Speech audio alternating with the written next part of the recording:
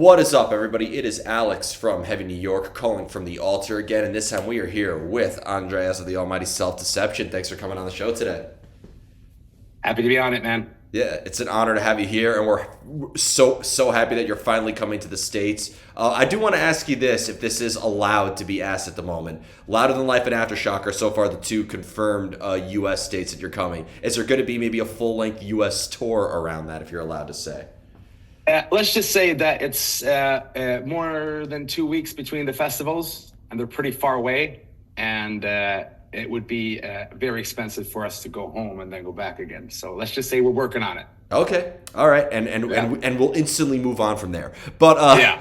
But we got two new singles, which is Hysteria and Matthew McConaughey, and you've had a fairly busy year because just last year you released "You Are Only as Sick as Your Secrets." So it's fair to say you've been on a never-ending creative spree. Were these two new singles kind of leftovers from that full-length album, or is this maybe a signal or a good representation of the direction you're going to go into from "You Are Only as Sick"? Well, actually, I don't think we don't have a direction. There's never our motto is like always try something new, and I mean, of course, like some periods of where we write music will be in a certain way because of that's our inspirations or what's happening in life and stuff like that. But during like just for those two songs, it was just the mood we were in or the like. We want to try something new. We found something new that we want to try. So I think we're going to release a single now in, I think, 2 weeks. And that song is nothing like Matthew McConaughey or Hysteria. Yeah. So yeah. You know, it's funny because what you couldn't be more right when you say that like your music is very experimental and you have no direction. Because there's minutes where I feel like I'm listening to In Flames, and then there's minutes where I feel like I'm listening to like Electric Callboy. It really does seem to move in all directions. Was that always the vision for Self Deception, even going back to like the Restitution album? No, no. After Shapes, we tried a song called. The Fall which was something like completely different from what we'd done. And I'm sorry, can you hear my children in the background? No? Oh, you're good. Okay, all right. And we found like a way to write music that was fun and new and exciting. And every time we tried something new, it just became more fun. And we stopped trying to please our audience and just like do something that we liked. So I guess you're only sick as your secrets. It's such a diverse album. It's like they're all of the songs are recorded at different times, and I mean we have a acoustic, I don't know, ballad pop song, and we have like these really evil metalcore breakdowns in some songs. So I mean it's whatever the mood is. I mean, of course we play what do you call it? Crunched guitars, and I sing like a rock singer, so it's gonna sound a little bit like us. It doesn't matter which way we go, but I think like the change was really when we started on all of the songs on "You're Only as Sick as Your Secrets," because we just realized that we could do whatever we want, and that became like a thing for us. And now for every song we try, we want to try something new. So that's like the motto now. Yeah. Well, I mean, and you definitely succeeded with that motto because 11, for example, I thought was a banger of like I would say 11 was an absolute banger of a track, but Fight Fire with Gasoline was like a party track in a way. And I know it's like cliche to ask what are your influences, but I think it goes without saying that everybody in Self Deception seems to have different influences if you're having that much of an eclectic sound, right? Oh yeah. Oh, it's very different.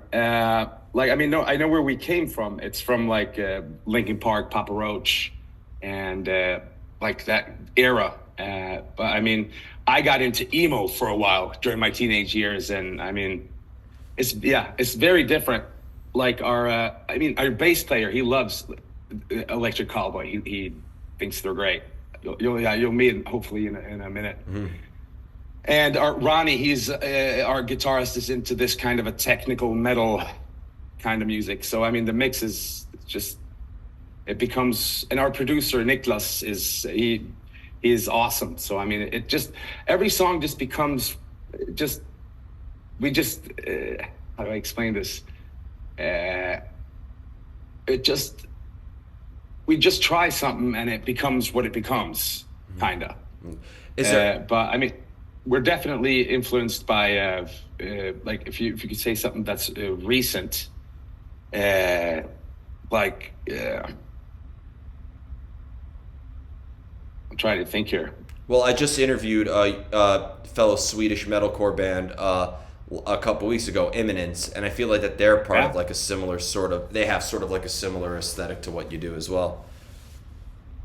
Yeah, but I mean, I love the metal stuff. I love it. But I am a poppy rock singer. I mean, I love like Panic at the Disco and Fall Out Boy. That kind of music really got to me. That's like I loved it when it came out, and I got really inspired by that. But it changes all the time. I listen mostly. I listen to Swedish pop music. That's my. Well, I mean, Swedish pop music is just as good. I think the way that Swedish metal is often much better than American metal, I think Swedish pop is the same way. I think Kent is still one of the best pop bands of all time. So, I'm impressed that you know who Kent is. Actually. Yeah. To this day, I have yet to meet one person outside of Sweden who knows who they are. But I understand that Kent would like headline stadiums in Sweden, right? They did. They like on the last gig, they flew down in a helicopter on this big stadium and just they were ridiculously huge. Yeah. So I didn't understand them actually because I was before Self Deception started doing good or well. I was a cover musician, so I discovered Kent actually when there was a band that. Was like not a tribute. It was something about Kent. They had this big tour, and they got for some reason this two of the guys got fired, and I had to step in and sing Kent songs, and I just found the band and I understood it. It's very nice. Yeah, it's beautiful. They had a song on Guitar Hero, which is how a lot of anybody who does know of Kent in America, that's probably how they discovered them. And when they put out I think it translates to winter, VINTERNOLL Yeah. number 2. Like, yep, that's and it was just that brought people to tears. That exposed a lot of rockers like sensitive side that song. So, but with having such a diverse sound and having such diverse influences, that obviously also determines different lyrical subject matters as well, right? Has there ever been a time where maybe a lyrical idea is what helped determine the outcome of the music? Oh yeah. I have a the thing I pour most of my time into is actually the lyrics, and so when we have the music or the track that's gotten pretty far along, and I have to write lyrics and word the melodies is a lot different from when I actually write a lyric from the start and we do it the other way. But for sure, I mean, like we have on You're Only Sick as Your Secrets, we wrote an acoustic ballad about my daughter Haley, and that really it steered the way. I mean, we would never choose to write that kind of song hadn't it been that it was about something so close to home. Mm-hmm. It wasn't an edgy song. It wasn't anything. It was just an acoustic guitar and then strings and it's like a classical kind of rock ballad. It was very beautiful, and I know that was like a quote unquote love song, if you will, and like being like a father daughter sort of love. There was a very like family sort of connection vibe behind that ballad, because ballads I feel like are such a vague term now. It could represent like a sad song about loss. It could represent reminiscing on better days, but it could also represent something as important as family as well. And that definitely did have that sort of family sort of vibe behind it. So I think you really hit the nail on the head with that track. Thanks, man. Yeah. Actually, I do write love songs, but it's kind of hidden always in a dark kind of theme of how life is. Yeah. Well, Yeah. I mean, I just interviewed Glenn from Deicide yesterday, and he told me like the same thing. Like, he goes, yeah, all that Satanism is just representative of all the shit in the world I hate. I'm like, well, that's very deep. I mean, but depending on what the songs are about, depending on what the lyrical subject matter is, does it maybe feel like you channel a different energy into that song, or does it maybe resonate with you differently depending on what you're singing about? Well, I think why why I spend so much time in writing the lyrics is because I want to believe in what I say when I'm on stage, and that's very important for me. I cannot, because otherwise I could have stayed a cover musician and just telling other people's stories. But I want to tell something that I believe in, or I think, or I feel. So I'm sorry, what was the question? I just babbled on here. Depending on what you're singing about, if it resonates with you differently. Oh yeah, it does. It does for sure. I mean, do you mean like live, or do you mean like generally? Generally. Well, it does. I mean, but like every song is like a small piece of a chapter in your life. So it's more like if I just look back at everything I wrote from now and all the way back to our first song, it's just like what do you call it? These things that you put in the ground and you open up a time capsule. Yeah. Well, and it's funny you mentioned that too, because I've always said that music is a great representation of how time is relative. Like, full disclosure, I didn't discover self-deception until you're as only as sick as your secrets. I didn't realize that there was a whole back catalog. So, like, when I listen to Reshaped, it doesn't take me back to 2020. It takes me back to 2023. When I listen, and the same goes to Shapes, or when it goes to like the Restitution EP. I feel like, sure, it came out in 2009, 2010, but it's bringing me back to 2023. So I feel like it's a good representation of how time is sort of relative. Yeah, yeah. But I mean, everything changes. I mean, now we've written of a bunch of songs that is like shows a lot of criticism towards how society is in some ways. Even Sweden. I mean, Scandinavian Dream was a critique against the Swedish way.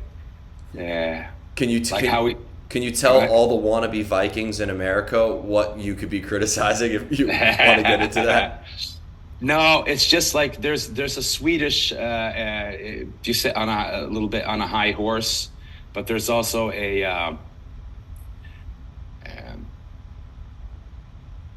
I mean, you always have discussions over there about what's PK and not, but Sweden has the Swedes have a real way of sitting up on a high horse and thinking that we'll save the world. You won't? No, we won't. We're waiting for you in America to do that. That's. I'm not going to get political. No, of course, I'm not saying that the song is political, but I'm not saying that it isn't political. It's somewhere in between. Yeah. It's also kind of just like pointing out a couple things that are funny and a little there's some hypocrisy about the Swedish way. Yeah. Well, so I've noticed that here in America, it doesn't matter if the band sounds like At the Gates. It doesn't matter if the band sounds like Blindside. It doesn't matter if the band sounds like Refuse. It doesn't matter if the band sounds like Kent. I think in the end, European metal and Swedish metal and Swedish music in general here in America often gets put on a pedestal. I'm just wondering, and I heard that in Sweden, though, American bands are often very much put on that pedestal when they come there, right? Well, for me, it's exactly that way. I mean, I love American bands. That's like, I mean, our whole music, why we started and why our style of music is completely borrowed from over there. And I mean, it's been hard because I mean it's not been popular here until now, and now we're blowing up, and the style of music is coming back, and it's coming up here also. Yeah. That kind of modern rock sound with like the modern edge to it. It's it's cool. Having such an experimental style, having very heavy parts, having very poppy parts, having very like acoustically driven parts, does it express a different side or a different personality of what self-deception is? Does it almost maybe show different sides of who yourself, or in the end, a self-deception song is a self-deception song? Oh, that's so hard. I've gotten this question a lot. Like, what? I mean, I know what I like to do, and I know what my colleagues like to do. I mean, sometimes it's just like what we're in the mood for. And I mean, we're going to release a song here in 2 weeks, but we just finished the song that's going to be released after that, and it's a lot heavier, and it's very. It's, I mean, like in some ways, it's a completely different world. The two songs now that are going to come out. But I don't know. I hope like what represents self-deception. Hopefully it's, I mean, at least my vocals sound the same, and I hope my way to express myself sound the same. And our producer Niklas, he has like a way of, like with our vocal productions and our productions in general, I hope like there's a through line where you can hear like this is self-deception in this costume, and this is self-deception in another costume, but it's the same thing. But I don't know what other people think. We just do what we do, you know? Yeah, of course. Well, I think that's something that's noticeable in the music. You just end up doing what you're doing. It seems like the future of music is getting more and more genre-less too. I think bands like Sleep Token or Bad Omens have almost kind of proven that, like, while they'll always have a foot in the world of metal and maybe a subgenre within that, it seems like the world is getting more and more genreless, and it seems like I feel like bands like you prove the most important part of an album still, and that's it doesn't matter what style you are, good songs are good songs. Yeah, and it's also good for your show. I mean, the thing is, if you play, there's a lot of metal bands, for example, that play these very technical, screamy songs. And if I go to a concert, it's the same. It's an hour of the same thing. And now I get to I get to emotionally explain different kind of like anger or something very sensitive, or there's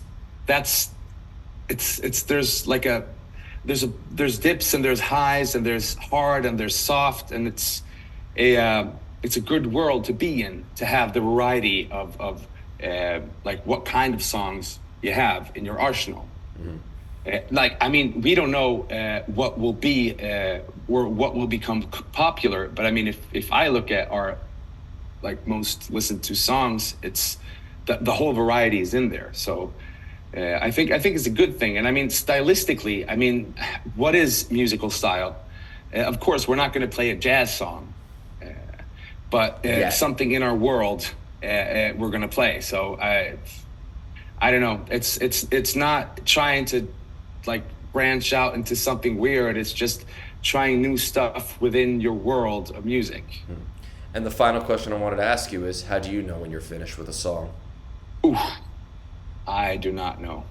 Actually, I that's my biggest problem because I'm not a perfectionist, but I have perfectionistic tendencies.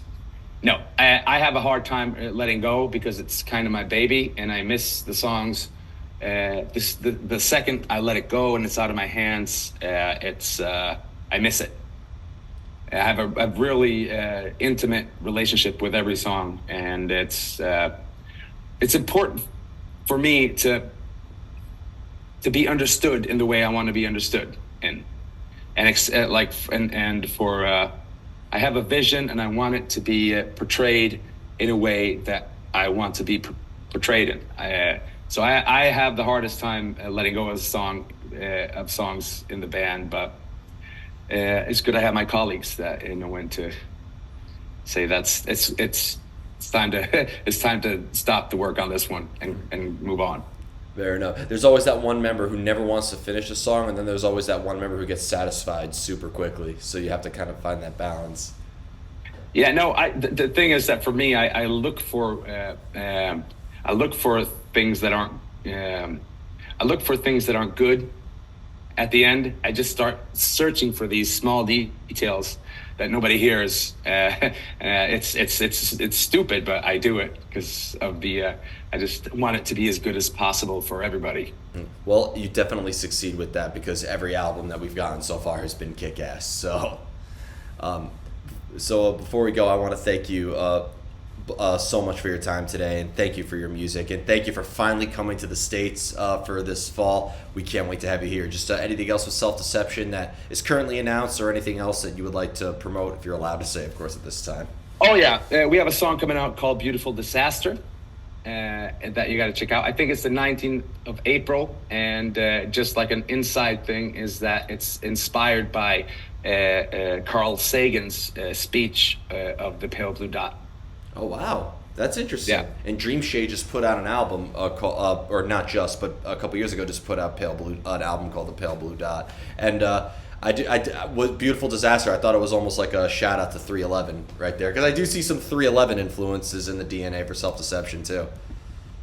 I don't know what 311 is, so I'll check it out. Oh, one of the best, one of their classics. Their classics. Beautiful Disaster is like one of the most classic like '90s songs there is. So I gotta check it out, man. Please do. Yeah, no, that speech changed my life. So I've obsessed about this song for a long time, and I'm just glad that I actually get to express it. So on the 19th, I think we're gonna be releasing that song. Actually, I'll just double check it just to be sure. It should be Friday the 19th. Yeah. Awesome. Looking forward to it. But thank you so much. Everybody, we are here with Self-Deception. Be sure to check out the new stuff coming very soon and catch them at Louder Than Life Festival and Aftershock. We will see you next time on Heavy New York.